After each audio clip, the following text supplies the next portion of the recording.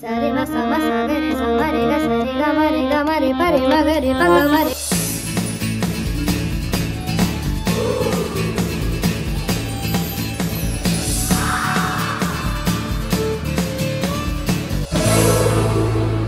আমরা খুবই খুশি ও যে জি বাংলা সারেগামাপার চ্যাম্পিয়ন হয়েছে।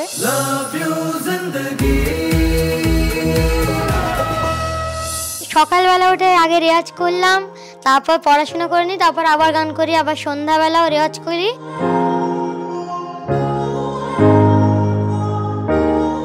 তবু আমি গানটাকে ভালোভাবে গেয়ে দিলাম, ওই জন্য চ্যাম্পিয়ন হয়ে গেলাম। ये गजल है न गीत है कोई, ये मेरे दर्द की कहानी है।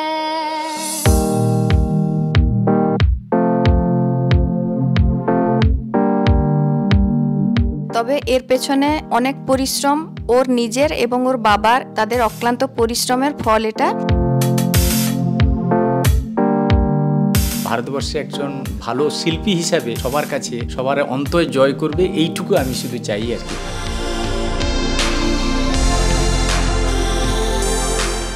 এখন ও সারেগামাপার চ্যাম্পিয়ন, ছোটদের মধ্যে ও চ্যাম্পিয়ন। ঈশ্বর যেন তাকে সুস্থ সবল রাখেন এবং ও যাতে ভালো করে গান করতে পারে। সকলের ভালোবাসা নিয়ে এভাবেই অতনু এগিয়ে চলুক এবং আমাদেরও আশীর্বাদ আছে, আপনারাও আশীর্বাদ করুন যাতে অতনু এভাবেই এগিয়ে চলতে পারে।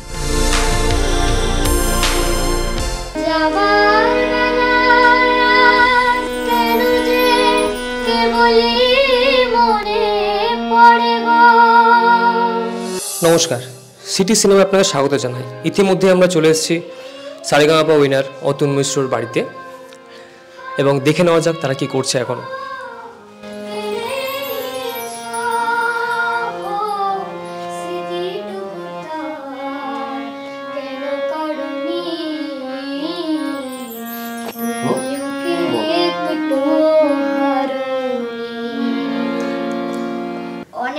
অনেক সুন্দর লাগছে, তোমরা যে আজকে আমার বাড়িতে এসে আমার খুবই আনন্দ হচ্ছে।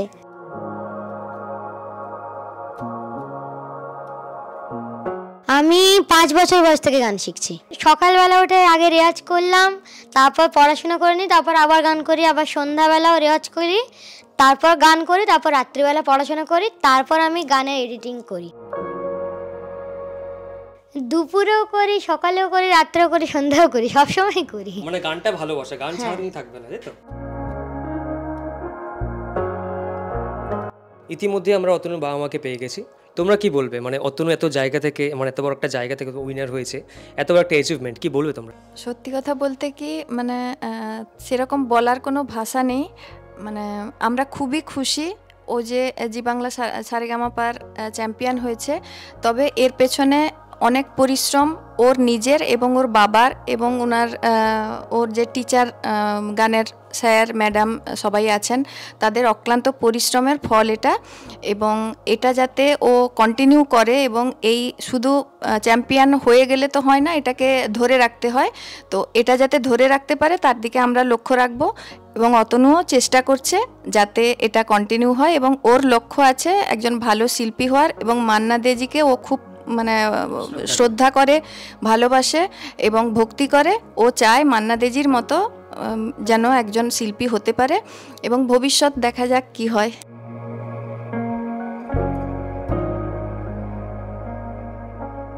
আমি আর কিছু নয়, আমি ওকে চাইছি ওই মান্না দেজির ঘরানায় রাখতে। এবং মান্না দেজি যেমন ক্লাসিক্যাল, সেমি ক্লাসিক্যাল সব দিকেই ওনার একটা মানে জ্ঞানের গভীরতা, ওই রকম একটু ওনার কাছ থেকে যেন আশীর্বাদ পায়, ওইটুকুতে থাকবে। এবং সর্বোপরিও ভারতবর্ষে একজন ভালো শিল্পী হিসাবে সবার কাছে সবার অন্তর জয় করবে, এইটুকু আমি শুধু চাই আর কি। এবং সঙ্গে সঙ্গে পড়াশোনাটাও থাকবে, এইটুকু আমার ইচ্ছা আর কি। অতনু ছোটবেলা থেকে গান শেখা শুরু ওর দিদির গান শুনে শুনে। ওর দিদি যখন গান করতো অ্যাকচুয়ালি ওর দিদির থেকে ও 8 বছরের ছোট। তো দিদি যখন গান শিখছে, যে গানগুলো প্র্যাকটিস করতো বাড়িতে, সেই গানগুলো অতনু খেলার সময় খেলার ছলে গুনগুন করে গাইতো এবং খুব সুরে সুরে গাইতো। তখনই আমরা বুঝি যে হয়তো ওর গানের প্রতি একটা ভালোবাসা আছে বা গানের কিছু একটা ওর মধ্যে আছে। তো তখন থেকেই আমরা তো নিজেরা সেভাবে গান জানি না, যেটুকু শিখেছিলাম ছোটোবেলায়। তো সেই হিসেবে আমরা এখানকারই, আমাদের কাঁথিতে বাড়ি, কাঁথিতেই একজন ম্যাডাম প্রতীতি বেরা দাস, ওনার কাছে আমরা গানের তালিম নেওয়ার জন্য প্রথম নিয়ে যাই এবং ম্যাডামের কাছেই গান শেখা শুরু। আর গান শিখতে শিখতে ম্যাডাম ওকে দেখে, ম্যাডাম নিজেই বলেন যে অতনুকে কলকাতায় কোনো গুরুর কাছে নিয়ে যান, আমার থেকে আরও যাতে ও আরও কিছু শেখে, সেই জন্য একটু কলকাতায় নিয়ে যাওয়ার জন্য। তো আমরা সেই হিসেবে ললিত কলায় অনলাইন অডিশান দিয়ে আমরা মোবাইলে দেখে, এবং এখানকার আরেকজন পরিচিত শ্রুতি মিশ্র ওর কাছে ললিত কলায় শিখতো, সেখান থেকে খবর পেয়ে ললিত কলায় অডিশান দিই এবং ওখানে গান শেখা শুরু হয় গুরুজি সীমান্ত সরকার স্যারের কাছে।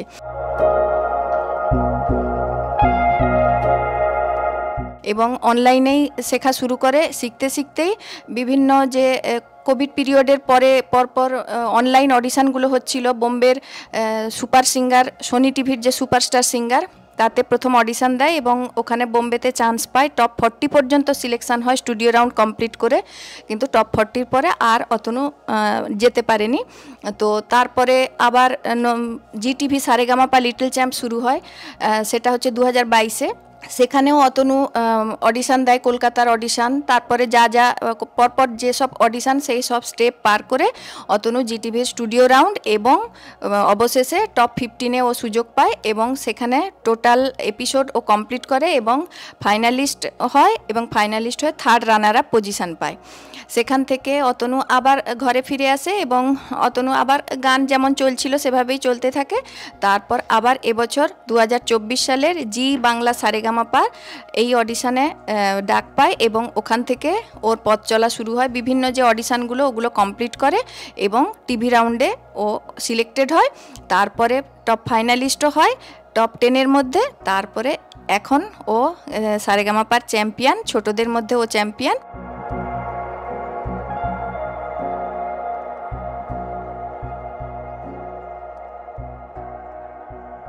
এটা ওর কাছে একটা বিশাল পাওয়া। তবে একদম প্রথম যেটা আমি বলবো, সেটা আমি বলতে ভুলে গেছি, সেরার সেরা বলে একটি প্ল্যাটফর্ম আছে, যেটা তুফানগঞ্জ কোচবিহারের স্যান্ডি প্রোডাকশন যেটা আয়োজন করে। ওখানে ও কিন্তু একদম সর্বপ্রথম সোনি টিভিতে যাওয়ার আগেও ওইখানে ও চ্যাম্পিয়ন হয়েছিল। সেটা ওর মানে তখন ওর বয়স 7.5 বছর এরকম হবে, তখন কিন্তু ও ওখানে চ্যাম্পিয়ন হয়েছিল এবং ওটাই ওর প্রথম আলোর সামনে এত লাইট অ্যাকশান এইসবের মধ্যে গাওয়ার প্রথম এক্সপিরিয়েন্স। এবং ওটার পরে জি টিভি, সোনি টিভি আর জি বাংলা এবং আকাশের সুপারস্টার বলে একটি কম্পিটিশান হয়, ওখানেও কিন্তু ও আকাশের সেরার সেরা উইনার হয়েছিল। এবং এগুলো তার অ্যাচিভমেন্ট এবং ও চেষ্টা চালাচ্ছে যাতে এইভাবে সে এগিয়ে যেতে পারে। এবং ওর ক্লাস 7 হলো, তো পড়াশোনারও একটু চাপ আছে, তো দুটো সমানতালে যাতে চালাতে পারে সেও চেষ্টা করছে, আমরাও অনেকটা চেষ্টা করছি। দেখা যাক কি হয়। এবং আপনাদের অসংখ্য ভালোবাসায় এবং সাপোর্টে ও এত দূর এসছে। এভাবেই আপনারা সকলে ভালোবাসা দিয়ে যান এবং গুরুদের প্রতি ওর শ্রদ্ধা থাক, সবার প্রতি ওর শ্রদ্ধা থাক, সকলের আশীর্বাদে ও যেন এগিয়ে চলে।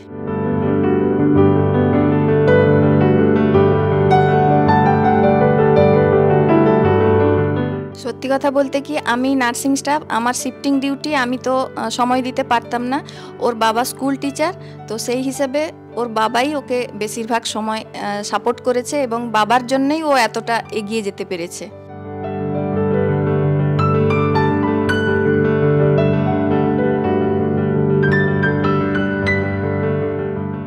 মোটামুটি অডিশান তো কমপ্লিট হয়ে গেছে, 6-7খানা অডিশান দিয়েছে, ফাইনালি সিলেকশান হয়েছে। তারপর আমার স্কুলে আমি প্রেয়ার করি যে আমি এইরকম আমার ছেলে চান্স পেয়েছে রিয়েলিটি শোতে, তো ম্যানেজমেন্ট আমাকে মোটামুটি পারমিশন দেয়। তারপর আমি মোটামুটি ওখানে যাই, কখনো এখানে আসি, স্কুলে ক্লাস নিই, আবার ছুটির সময় চলে যাই। এই রকম করে মোটামুটি দীর্ঘ 8-9 মাস আমি কিন্তু ম্যানেজ করে নিয়েছি এই পর্যন্ত।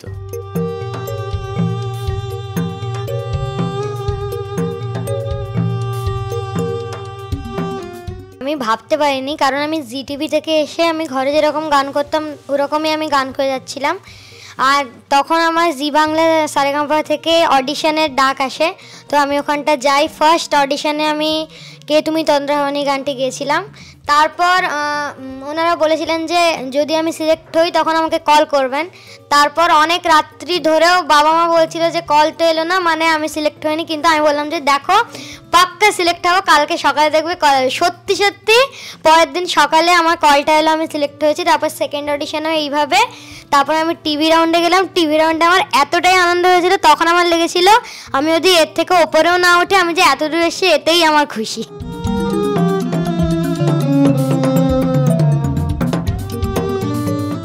খুবই এক্সাইটেড ছিলাম, কেননা অনেক বাচ্চা ছিল এবং সকলেই ভালো গায়। এতজনের মধ্যে যে অতনু সিলেক্ট হয়েছে, এটাতে সত্যি কথাই আমাদের কাছে একটা পাওয়া। তবে ওর একটা নিজস্বতা আছে, যেটা যে কোনো গান ও কিন্তু নিজের মতো করে ওটাকে প্রেজেন্ট করতে পারে, তো সেটাই ওর একটা প্লাস পয়েন্ট। আর এত বাচ্চার মধ্যে ও যে সিলেক্ট হয়েছিল টিভি রাউন্ডে, সেটা আমাদের একটা বিশাল পাওয়া। তারপরে আস্তে আস্তে ধীরে ধীরে অনেকটা ধাপ পেরিয়ে আজ ফাইনালিস্ট এবং উইনার, এতে তো খুবই ভালো লাগছে।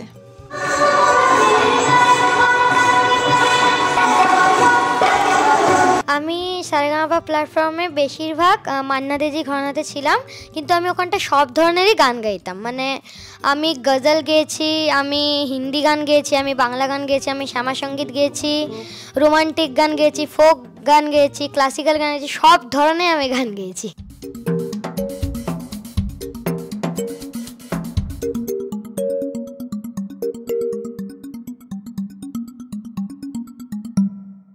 সব গানই করতো, তবে মান্না দেজির গানগুলো একটু বেশি পছন্দ করতো এবং ওর গলায় ওটা বেশি মানায় আর কি। মানে যারা দর্শকরাও, যারা ওর শ্রোতা, তারাও ফেসবুক প্ল্যাটফর্মে ওনারা কমেন্ট করেন যে মান্না দেজির গান ওর গলায় বেশি ভালো লাগে। তো সেই কারণে ও মান্না দেজির গানটা একটু বেশি করে, তবে সমস্ত শিল্পীর গানই ও করে।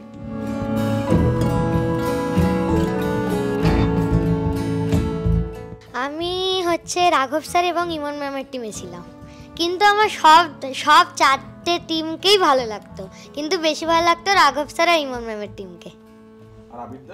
আবির কাকুকে তো সবসময় ভালো লাগতো।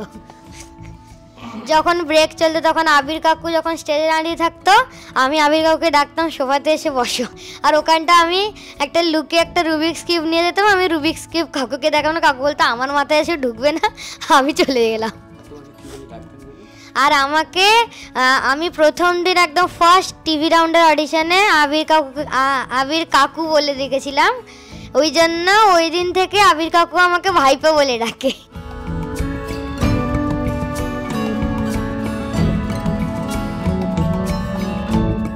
আমার বেস্ট ফ্রেন্ড ছিল অনিক, আর সবাই আমার বন্ধু হয়ে গেছিলো। আর অনিকের সাথে সবসময় স্টেজে দুষ্টুমি করতাম আমি, ওই জন্য অনেকবার বকাও খেয়েছি, অনিকও বকা খেয়েছে। আমার খুব ভালো লাগতো ওখানটা।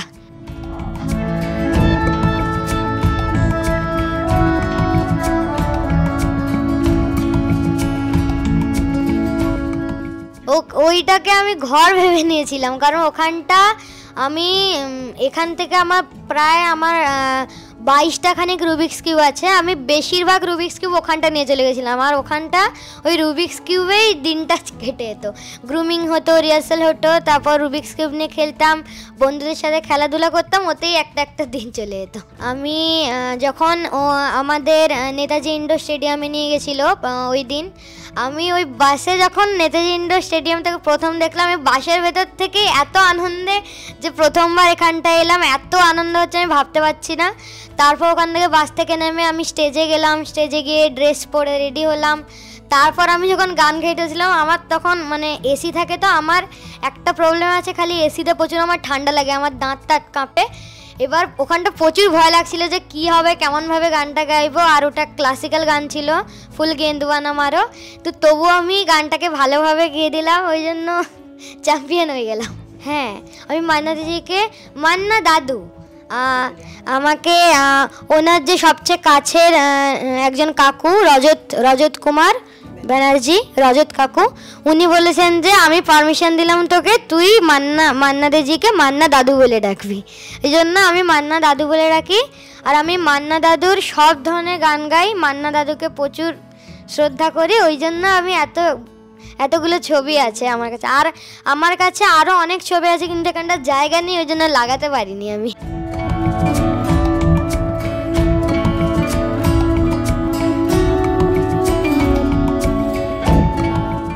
সবচেয়ে বড় হচ্ছে আশা ভোসলেজির সঙ্গে ওনার একটি সাইন করা 500 টাকার নোট দিয়েছিলেন, ওইটা আমার জীবনের সবচেয়ে বড় প্রাপ্তি।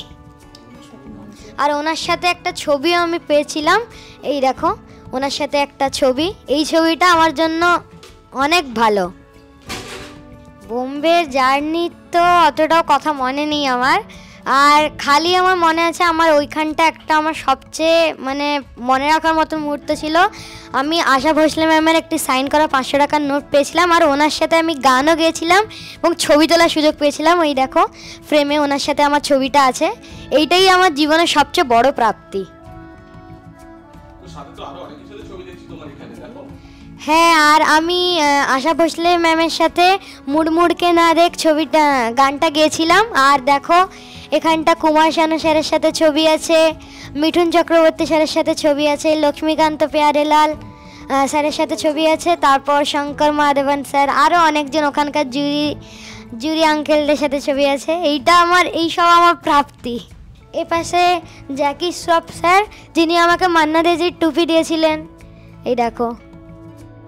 আমি ওই যখন টাইম পাই ফাঁকা তখন আমি একটা গানের ইউটিউব চ্যানেল আছে, আমি ওখানটা গান দেওয়ার জন্য এবার আমি ভয়েসটাকে অডাসিটিতে রেকর্ড করি, তারপর ওটা সেটে কারাওকে মিউজিক দিয়ে ওটাকে আমি আমার ভিডিওর সাথে ম্যাচ করি, ওটাকে ছাড়ি, পোস্ট করি, সব এডিটিংটা আমি করি। কভি বেকসি নে মারা हो कभी बेबसी ने मारा। জি বাংলাতে যবে থেকে গেছে তবে থেকে ওর স্কুল বন্ধ, কেননা ওখানেই থাকতে হতো। তো স্কুলের স্যার ম্যামরা ওকে প্রচুর হেল্প করেছেন। ও ক্লাস 6-এর ফার্স্ট ইউনিট টেস্ট দিয়ে চলে গেছিলো, তো ক্লাস 7-এর রেজাল্টের পরে ও এলো, এখনও পর্যন্ত ও স্কুলে যেতে পারেনি। তো ক্লাস শুরু হবে রিসেন্ট, ও যাওয়া শুরু করবে।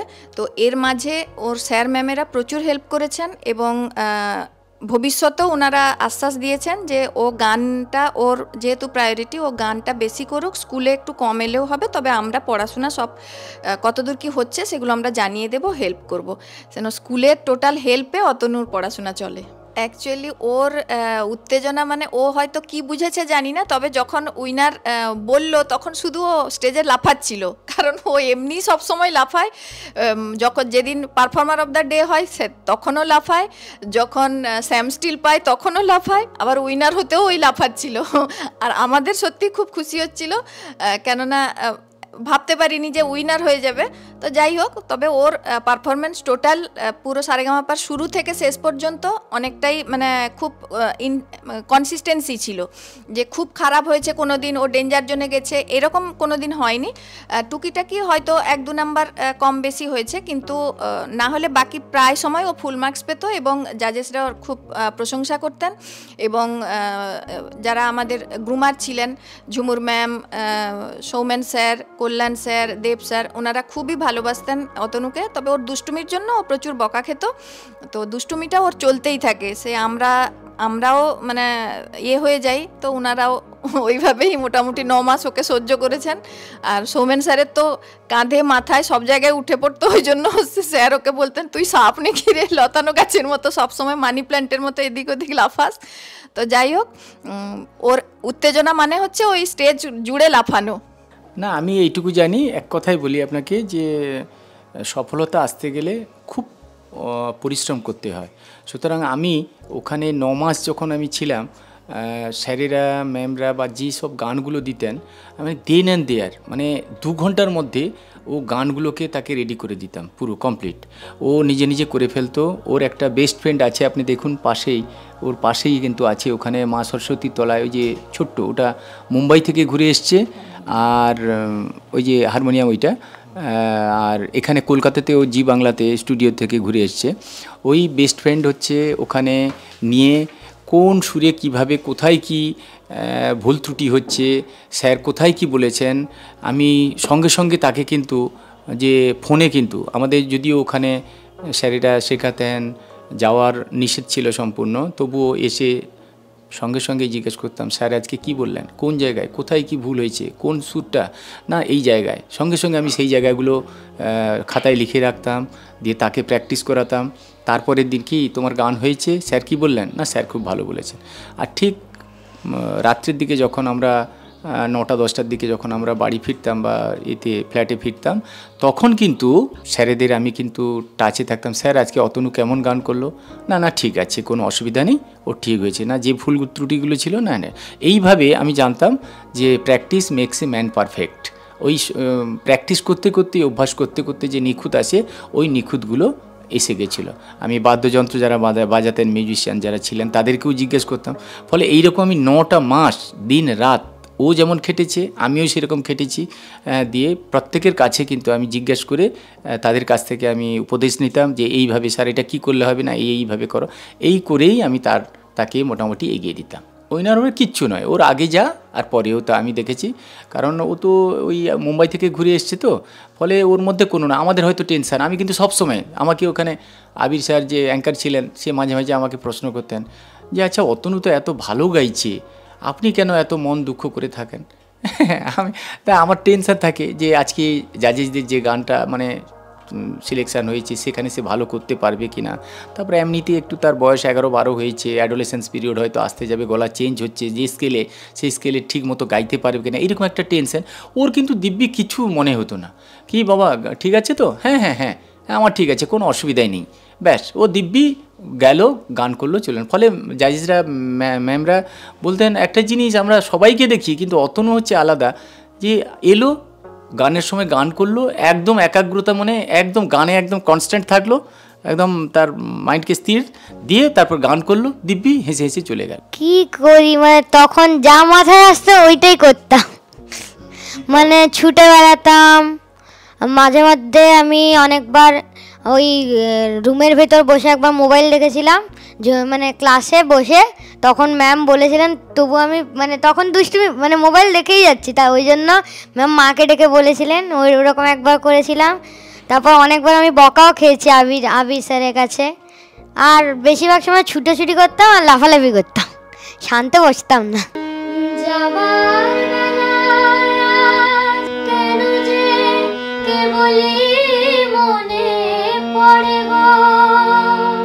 অসময় নীলাকাশে কতদিন কত মেঘ ধরে গো, শপথের মালাতেও মাঝে মাঝে কাটা দেবে রয়তো, এ দেখাই শেষ দেখা নয়তো। প্ল্যান বলতে আমার ইচ্ছা অতনু যেমন নিজে ও শিখেছে, অ্যাকচুয়ালি গান অনেকেই করে, বেশিরভাগ আমরা পারফর্মার দেখি, কিন্তু গান শেখানোর গুরুজি খুব কম থাকে। তো আমার ইচ্ছা যে ও যাতে গান শেখাতে পারে, মানে ওর থেকে আরও যাতে কিছু বাচ্চা গান শিখতে পারে, সেই রকম যাতে ও তৈরি হয়, সেটাই আমার ইচ্ছে। এবারে অতনু তার মানে সে কি করবে তার উপরে নির্ভর করবে যে এই ইচ্ছাটা আমার পূরণ হবে কিনা। অতনু পারফর্মার হোক, কিন্তু তার সাথে সাথে গান যাতে শেখাতে পারে, সেটা আমার খুব ভালো লাগবে, তাহলে ও যদি শেখাতে পারে গান। আমাদের এখানে জানেন পাশে বঙ্গোপসাগর, এই বঙ্গোপসাগর আর মুম্বাই হচ্ছে আরব সাগর, এই দুই সাগর পর্যন্ত যেন ও কাঁপিয়ে বেড়াতে পারে, এইটুকু আমার ইচ্ছা। ঈশ্বর যেন তাকে সুস্থ সবল রাখেন এবং ও যাতে ভালো করে গান করতে পারে, যেন সবার এইটুকু আশীর্বাদ পায়, সবাই যেন আশীর্বাদ করেন।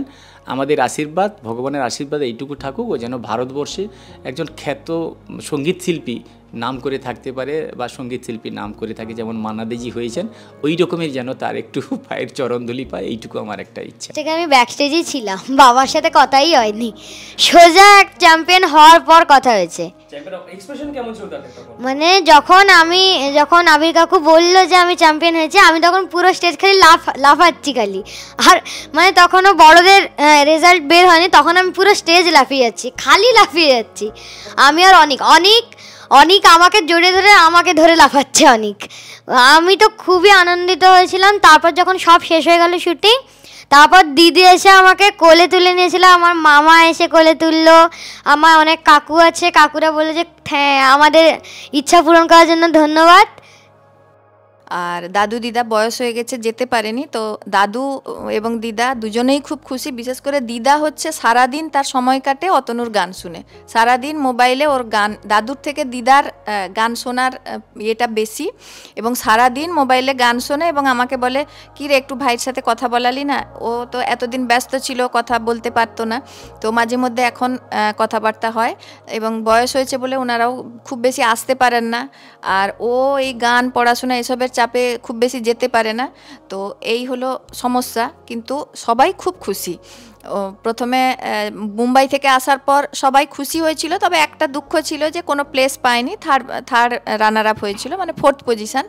তো এখানে যখন উইনার হলো সবাই খুব খুশি যে আমাদের সবার আশা পূরণ হয়েছে। সারেগামাপাতে হেড গ্রুমার ছিলেন রথিজিৎ ভট্টাচার্য স্যার, এবং আরও সহযোগী ছিলেন 4 জন, সৌমেন স্যার, কল্যাণ স্যার, ঝুমুর ম্যাম, দেব স্যার লোকসঙ্গীত দেখতেন, বাকি গানগুলো বাকি 3 জন দেখতেন, এবং সবশেষে রথিজিৎ স্যার সবারটা নিয়ে টোটাল মিউজিক ডিরেকশন সব কিছু হচ্ছে রথিজিৎ স্যার দেখতেন। এটা হচ্ছে আমার জি বাংলা এবং সারেগামাপা এবং সানরাইজ থেকে দেবী সরস্বতীর মূর্তি। আর এই যে 4টে মেডেল দেখছে আমি এগুলো দেখাচ্ছি। এই মেডেলটা আমি জি বাংলা সারেগামাপার ফার্স্ট অডিশনে যখন সিলেক্ট হয়েছিলাম তখন আমি এই সিলভার মেডেলটি পেয়েছিলাম। তারপর আমি সেকেন্ড রাউন্ডে সিলেক্ট হওয়ার পর আমি এই গোল্ড মেডেলটি পেয়েছি। আর যে 2টো মেডেল, এটা আমি জিটিভি সারেগামাপা লিটল চ্যাম্পে যখন সিলেক্টেড হয়েছিলাম তখন আমি এই 2টো মেডেল পেয়েছিলাম। এটা হচ্ছে সিলভার মেডেল আর এটা হচ্ছে গোল্ডেন মেডেল। এটা হচ্ছে শ্রদ্ধেয় মান্না দাদুর, যেটা আমাকে রজত কাকু দিয়েছিল, শ্রদ্ধেয় মান্না দাদুর টুপি। এটা এই যে দেখতে পাচ্ছ তোমরা মান্না দাদু যে টুপিটা পরেছেন, এটা ছোট সাইজটা, কারণ আমার মাথায় তো বড় সাইজটা ফিট হবে না, এই জন্য রজত কাকু বলেছে যে যখন আমি বড় হব তখন আমাকে আরও বড় 3টে টুপি দেবে। এটা হচ্ছে আমি তোমাদের বলেছিলাম যে আমি জি টিভিতে আশা ভোসলে ম্যামের সাথে গান গেয়েছিলাম, এবার ওনার সাথে ছবিও তুলেছিলাম। আর এটা হচ্ছে আশা ভোসলে ম্যামের সাইন করা 500 টাকার নোটের ছবি, এটাকে আমি ল্যামিনেশন করে রেখেছি। এই দেখো আমার নাম টু অতনু মিশ্র, আর এটা হিন্দিতে লেখা আছে, এটা আশা ভোসলে, যে এখানে শুভ আশা আশীর্বাদ আশা ভোসলে, আর দেখো 500 টাকার নোটের উপর এইখানটা সাইন। অতনু ট্রোল মানে অনেকেই এখন তো ফেসবুক প্ল্যাটফর্ম মানে যেটা ইন্টারনেট, তো ওই মাধ্যমে অনেকেই নিজেদের মতামত প্রকাশ করছে, এবং এই অতনুর উইনার হওয়ার পেছনে অনেকেই বলছে টাকা দিয়ে হয়েছে, অতনু জি বাংলাতে গেছে হয়তো টাকা দিয়েই ওখানে চান্স পেয়েছে, কিন্তু এই ব্যাপারগুলো একদমই ফেক। যখন অডিশন শুরু হয়েছিল তখনও একজন প্রতিযোগী নিজেই সোশ্যাল মিডিয়াতে পোস্ট করে যে আমাকে টাকা চাওয়া হয়েছে এবং টাকা দিলে আমি সিলেক্ট হব সারেগামাপাতে। ওটা তো টোটালটাই ফেক ছিল।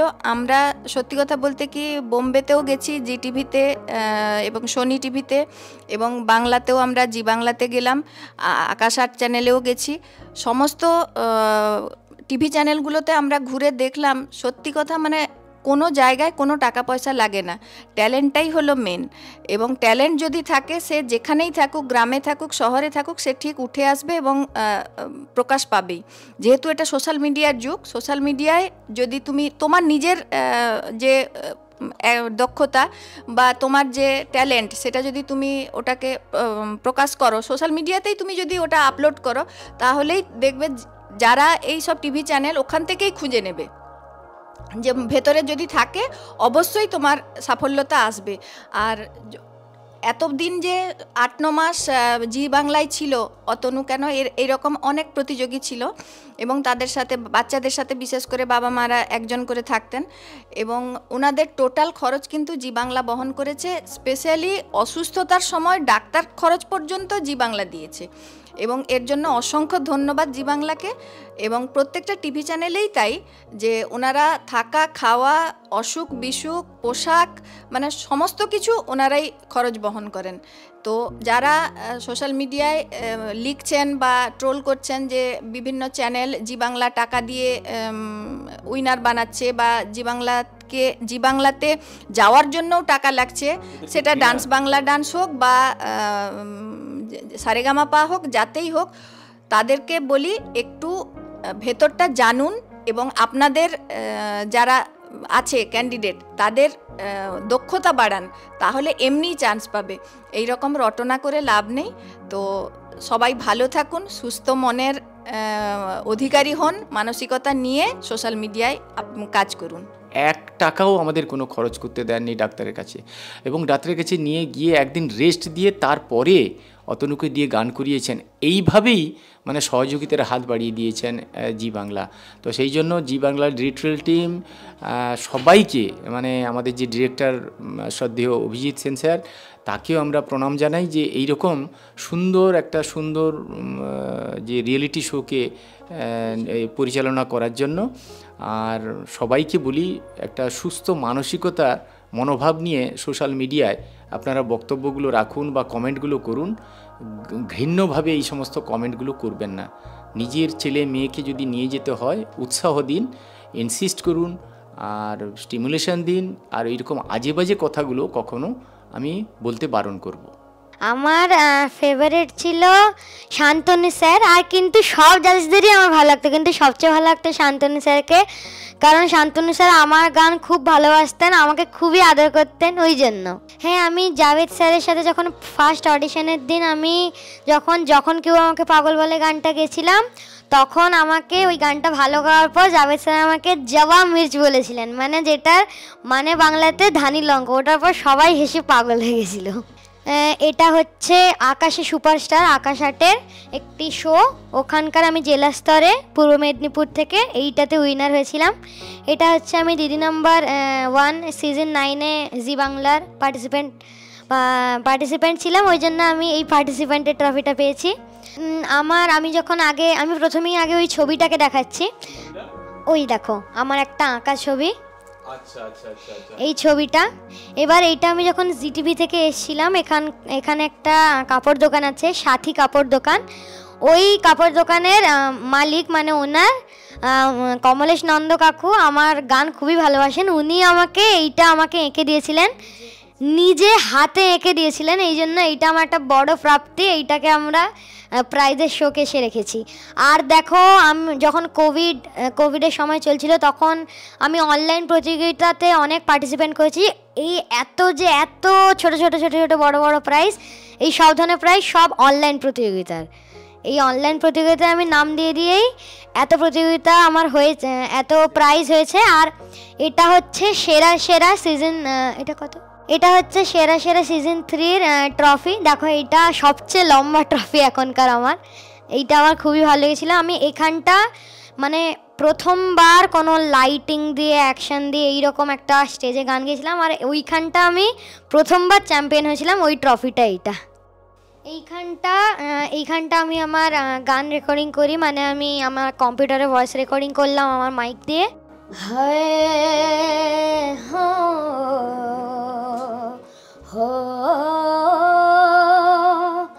ये गजल है न गीत है कोई, ये मेरे दर्द की कहानी है।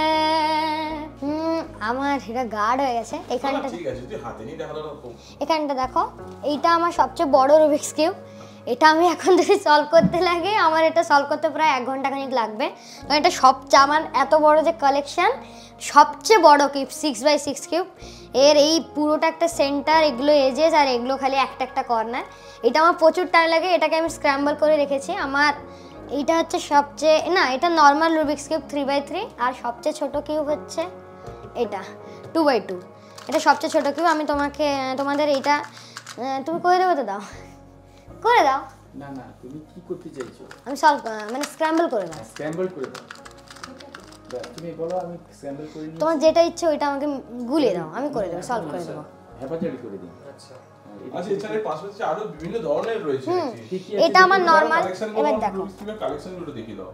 ফার্স্ট হচ্ছে এটা আইভি কিউব, এটা পুরো পাতা কিউব। দেখো এইটা একটা টার্ন করলে একটা পুরো কর্নার টার্ন হয়, এটা টার্ন করলাম, আবার এটা টার্ন করলাম, আবার এটা টার্ন করলাম। দেখো এইরকম একটা বড় পিস এটা টার্ন হয়।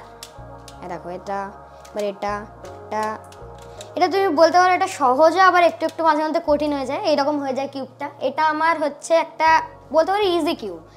তারপর হচ্ছে একই কালারে, কোনো কালারে সিলভার 2x2 মিরর কিউব। এটা নর্মাল লাগছে, কিন্তু তুমি যখন এটাকে স্ক্র্যাম্বল করা স্টার্ট করবে পুরো শেপ শিফট করে নেয় কিউবটা। দেখো কীরকম ছিল কীরকম হয়ে গেল, এখানটা ছিল এখানটা কীরকম হয়ে গেল এটা। তারপর সেম এটা 3x3 ভার্সন, মানে এটা দুটো ব্লক ছিল, এবার এটা হচ্ছে 3টে 3x3। এই দেখো এটাও সেম, এটাকে আমি আর স্ক্র্যাম্বল করবো না। এবার দেখো এটা আমার হচ্ছে কিউবার্ড পাজলের মধ্যে এটা 2x2, এটা 2x2 2x2x3, মানে এখান থেকে 2x2x3 এটা এইভাবে স্ক্র্যাম্বল হয়ে যায়। তোমাকে দেখো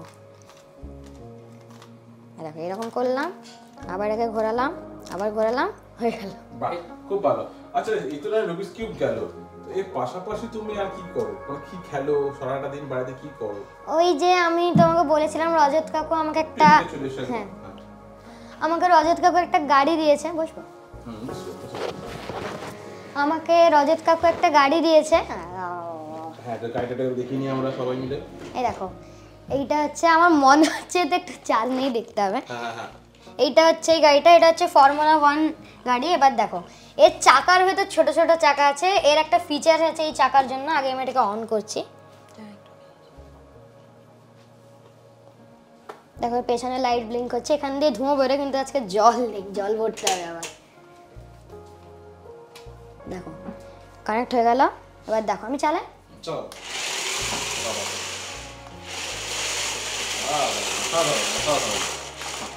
এবার দেখো এই চাকাগুলোর একটা ফিচার হচ্ছে, এবার দেখো এটা সামনাসামনি চলে, এবার দেখো সাইড বাই সাইডে চলে। আমার ফিউচারের প্ল্যান হচ্ছে আমি যখন বড় হব, আমি পড়াশোনার সাথে সাথে ওই ওটা সোনি টিভির ইন্ডিয়ান আইডলে যাওয়ার ইচ্ছা আছে। এখানটা ছোটদের তো সব শো করলাম, এবার একবার বড় হলে ইন্ডিয়ান আইডলে যাওয়ার ইচ্ছা আছে, আর বড় সিঙ্গার হওয়ার ইচ্ছা আছে মান্না দেজির মতন। আমাদেরও তাই। এখন এই মুহূর্তে আর রিয়েলিটি শোতে না গিয়ে বাড়িতে চর্চা চলুক এবং গান শিখুক, তার সাথে সাথে পড়াশোনাটা করুক। মাধ্যমিক হোক, ওর তো এরপরে অ্যাডোলেসেন্স পিরিয়ড আসছে, ভয়েস চেঞ্জের একটা ব্যাপার থাকবে। ভয়েস চেঞ্জ হলে, বড় হলে ওর ইচ্ছা এবং আমাদেরও ইচ্ছা ইন্ডিয়ান আইডলে একবার যাওয়ার। তো দেখা যাক কতদূর কি সফলতা আসে। আর সকলের ভালোবাসা নিয়ে এভাবেই অতনু এগিয়ে চলুক, এবং আমাদেরও আশীর্বাদ আছে, আপনারাও আশীর্বাদ করুন যাতে অতনু এভাবেই এগিয়ে চলতে পারে। এছাড়াও যে থার্ড হয়েছে সত্যজিৎও ললিতকলা স্টুডেন্ট, তো ললিতকলা এবারে জয় জয়কার। এভাবেই ললিতকলা সবাইকে নিয়ে এগিয়ে চলুক এবং অতনুর মতো অনেক ছাত্রছাত্রী এভাবে তৈরি হোক, এটাই আমরা চাই। টলিউডের latest update, gossip and entertainment পেতে সাবস্ক্রাইব করুন শুধুমাত্র সিটি সিনেমা, আর ফলো করুন সিটি সিনেমার Instagram, Facebook, Twitter and share chat page.